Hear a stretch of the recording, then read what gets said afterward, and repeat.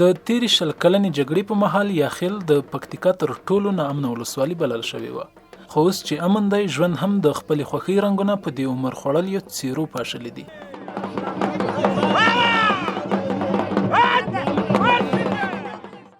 د دې ځای ځوانانو د بدني روزنې سره په همغږۍ په شخصي لګښت د سانګې وهنې یعنې زبازۍ د لوبې یوه سیالۍ په لاره اچولې وه چې د پکتیا او غزني د لوبډلو سربیره 15 لوبډلو پکې برخه اخیستې وه.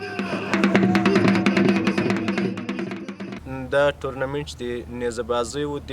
بدني روزنې په همغږۍ د یاخیل د ځوانانو په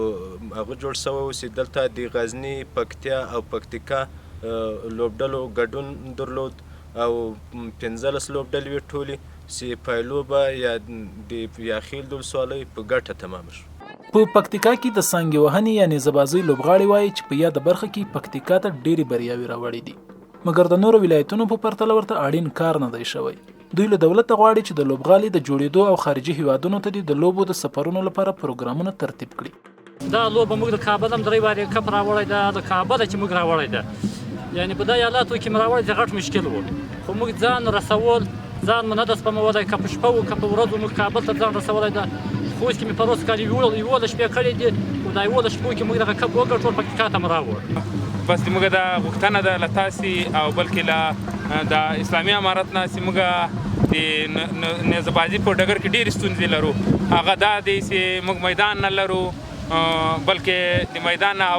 علاوه چې دا موږ لپاره تر اوسه پورې لکه کوم نور ټیمونه چې موږ بهر ته ځي، بهر ملکو کې لوبې کوي، د هغو لپاره تر اوسه پورې موږ ته کومه زمینه نه ده برابره شوې. په هیواد کې د سانګې وهنې او بزکشۍ د فدراسیون عمومي رئیس مینوالو ته ډاډ ورکوي چې د پخوا په پرتله به یادې لوبې ته پاملرنه زیاته کړي او هغه لوبغاړي به هم وستایل شي چې په دې برخه کې لاسته راوړنې لرلې دي. عمومي رئیس د تربیت بدني او رئیس د اولمپیک سره په دې مشوره کې او دا موږ ته وعده هم راکړې ده ټولو چارواکو سره په ارتباط کې چې باید په اوله ولایتو کې بیا ولسوالیو کې منظم میدانونه به نیزه‌زني ته جوړو، لکه بزکشي ته هم په شمال کې جوړ کړي دي، اوس کندهار ټیم لرو، مثلا نورستان کې لرو. همداسې غواړو چې سږ کال له خیره سره د لیګ په کابل کې برګزارېږي، بالغونه تورنمنټونه لکه په مزار کې لرو، دا لاړ چې هلته هغه راشي دلته. سانګه وهنه یا نیزه‌بازي د افغانستان لرغونې او ملي لوبه ده چې د هیواد په ګوټ ګوټ کې ګڼ شمېر مینوال لري، خو په تیر کې د مسلو کسانو د نه پاملرنې له امله دا لرغونې لوبه د ورکېدو له ګواښ سره مخ وه.